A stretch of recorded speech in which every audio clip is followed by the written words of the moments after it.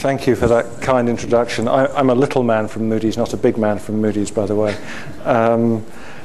Thanks, as always, to LARIBA, to Dr. Yahya and his colleagues for putting on this conference and for giving me the opportunity to speak. If I've counted correctly, you've listened to 13 presentations so far today, and all that stands between you and a well-earned break is me and Mahmoud. So I think we'll keep it fairly. Many questions and answers. Many questions and answers. Yeah. What I'm going to do is I'm going to read the abstract summary of the paper that I have, and that'll take a minute or two. And then I have, after that one, 6 slides. So I'll speak briefly on each of those 6 slides to try to amplify some of the ideas. And as Dr. Yahya has implied, where I'm coming from here is that most of my career I spent writing about or analyzing Middle Eastern financial institutions. I'm less involved in that now, more involved in European capital markets. So what I hope I'm doing here, what I hope I'm bringing to the party, is an understanding of Middle East and Islamic financial markets, but also now of Western practices and regulation. So the underlying points I'm making here are that the events of 9th of September and their repercussions will constrain the development of Islamic finance to some extent, but particularly in those areas where Islamic finance interacts with Western capital markets. But the extent of those constraints should not be overestimated.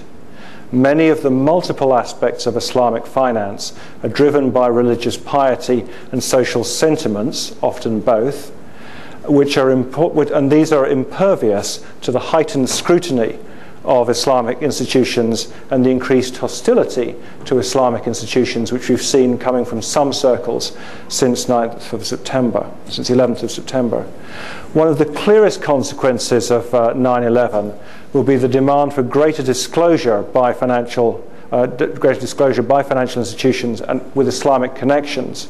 But this should be seen in the wider context of international moves to improve accounting and auditing standards after events such as Enron, and a desire which predates 9/11 to tighten the regulation of offshore financial centres, and moves to strengthen and standardize financial reporting, again, which is a long-term trend which predates 9/11.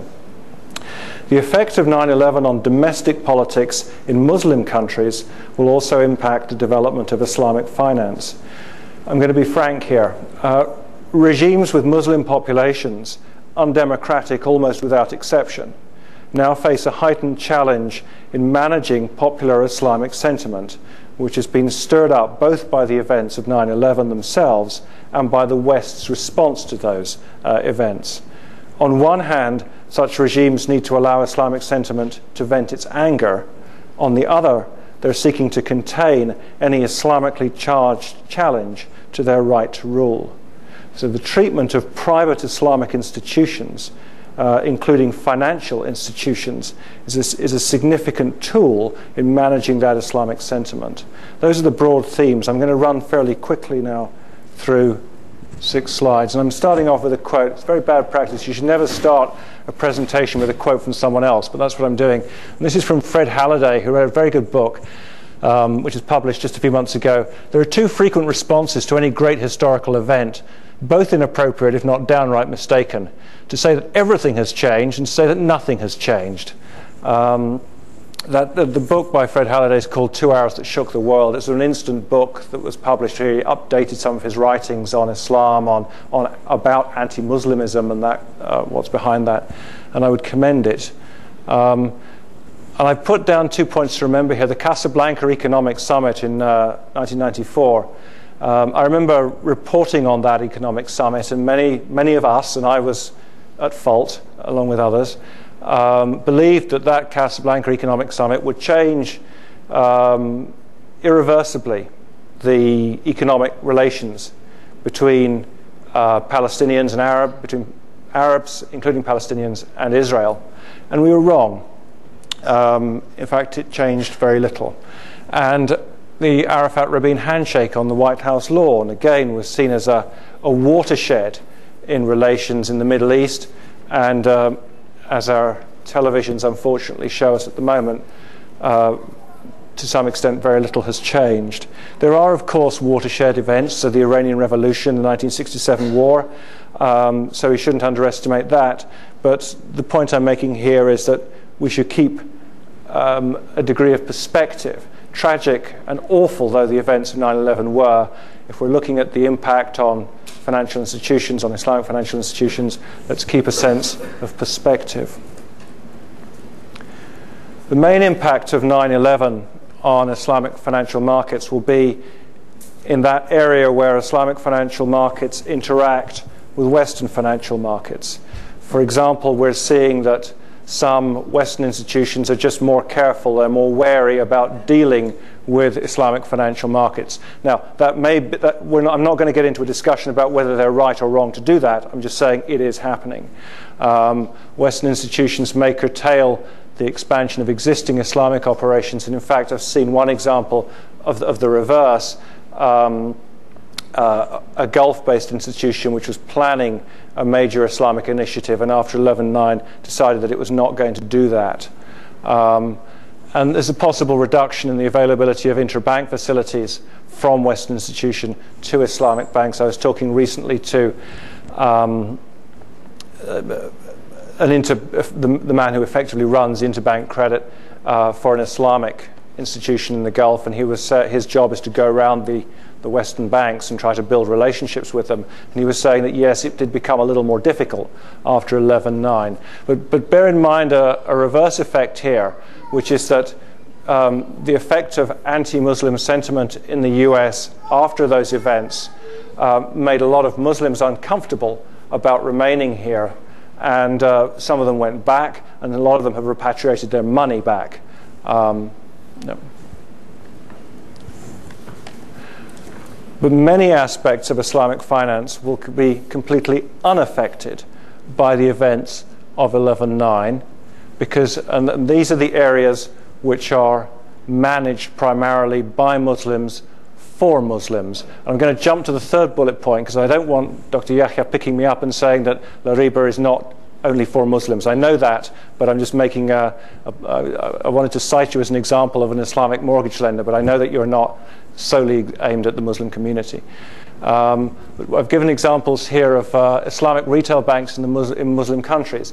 If you look at the statistics for the Islamic banking sector in Malaysia last year, then there is there is no change in the growth of deposits throughout the year. So one might have expected to see a withdrawal of deposits or a reduction in financing in the Islamic sector of the Malaysian banking market after 11/9. It didn't happen, right? Because those people who are investing don't really care what people in the New York Times are saying about Islam. They have a financial relationship which is important to them in their home country.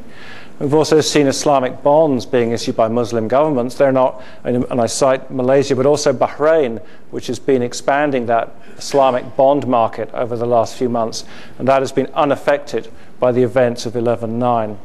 So the clients of retail banks in Muslim countries, of Islamic retail banks, people who are buying, say, the Bahraini shukuk, the clients of Islamic mortgage lenders in the West, Islamic companies in the West, these people are impervious to the current scrutiny and criticism of Islamic institutions in the Western press, and the heightened concern and scrutiny by Western regulators. I don't want to be too hard on Western press. As a former journalist myself, I don't want to be hard on that profession. And there has been a lot of very good reporting about Islam in the last few months, but I think, as we all recognize, also some quite bad reporting.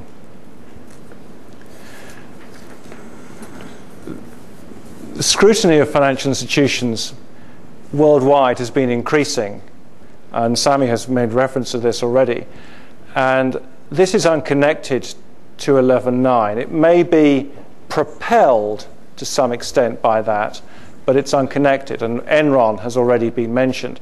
We can expect that accounting standards will be changed and tightened up as a result of Enron, and Islamic financial institutions are going to have to change and tighten up as a result of that. Greater scrutiny of offshore financial centers, that has been going on for some time, with international task forces naming and shaming certain centres which were deemed to be too lax in the controls that they put in place to avoid money laundering.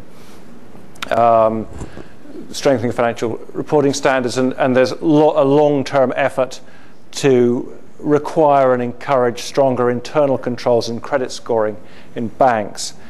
Now, the point here is that Islamic banks, and again I'm being quite frank here, Islamic banks have not always been as competent as they could have been in terms of internal controls. That doesn't apply to every Islamic bank, but there are certainly some where internal audit, internal controls are not as strict as they might be. It is going to be harder to get away with that in future. There is going to be much greater scrutiny, presumably from domestic regulators, but also from international regulators. So if you are an Islamic institution operating from somewhere, let's say in the Middle East, and you want to operate here, you're going to have to show a lot more in terms of your ability to manage risk. One of the main reasons why the Financial Services Authority in the UK, which is the successor regulatory body to the Bank of England, one of the key points the FSA asks if someone wants to come into town and set up a bank is, how good is your risk management?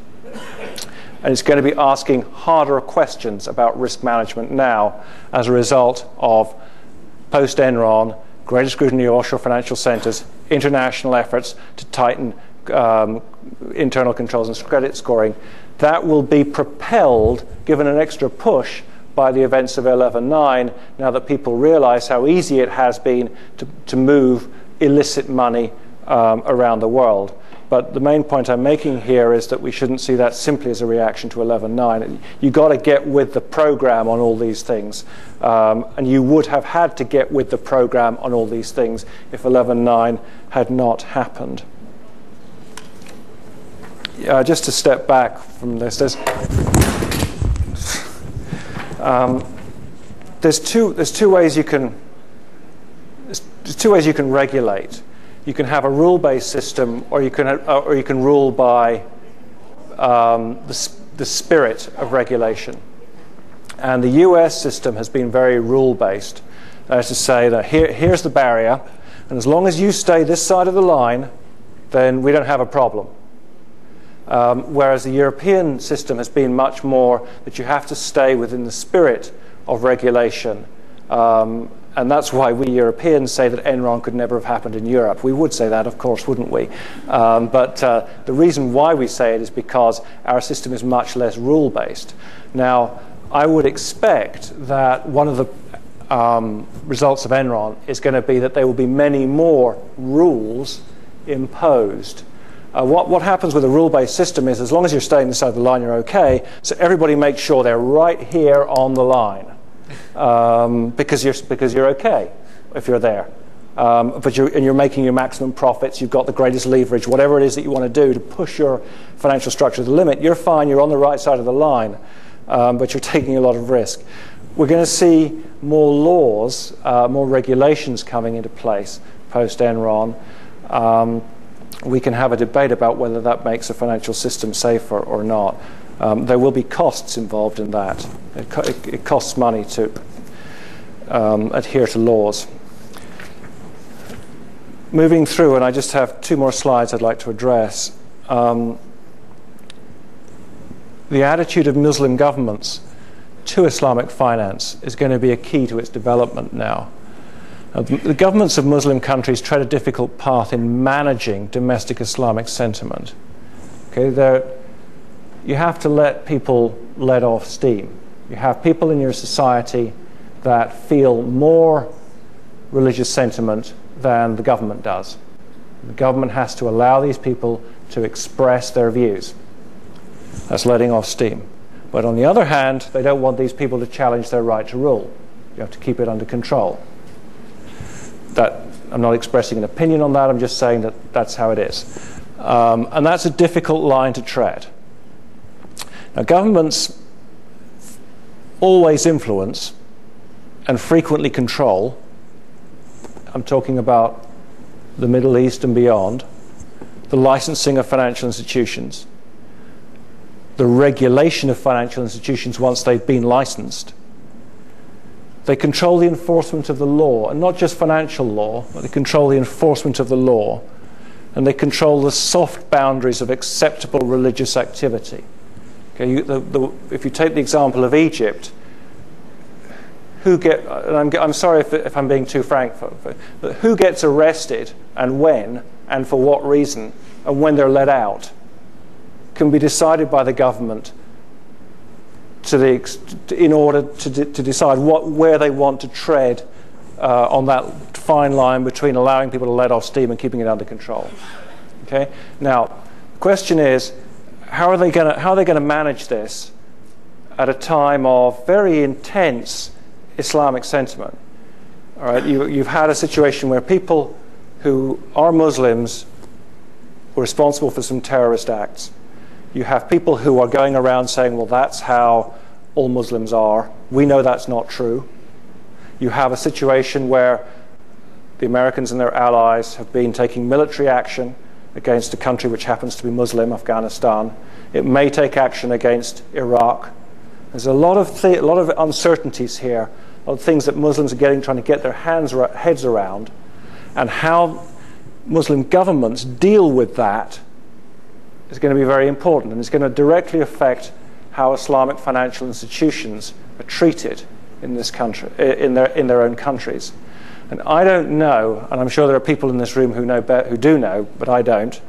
I don't know exactly how that situation is developing. Whether Muslim governments are trending towards greater democratization as a reaction, or whether they're trending towards greater control, whether they're going to allow, for example, greater freedom to Islamic financial institutions, or whether they want to clamp down on them. But that's going to be an important determinant of the future of Islamic finance in the Middle East and in Muslim countries. And my final point is that Islamic finance is multifaceted. And this slide is really just me saying I find it very difficult to talk about Islamic finance as a single entity. My remit is to talk on the effect of 9/11 on Islamic finance. And my response is really to say, but Islamic finance is multifaceted, and it's going to affect different aspects of Islamic finance in different ways. So it's difficult to define what we mean by Islamic finance. And some institutions which are not explicitly Islamic are operating in an apparently Islamic in ways that are to some extent Islamic, and I quoted Grameen Bank in Bangladesh. So the impact of 9/11 on Islamic banks will be multifaceted. So it's very difficult to generalize about the impact. And with that, I'll finish.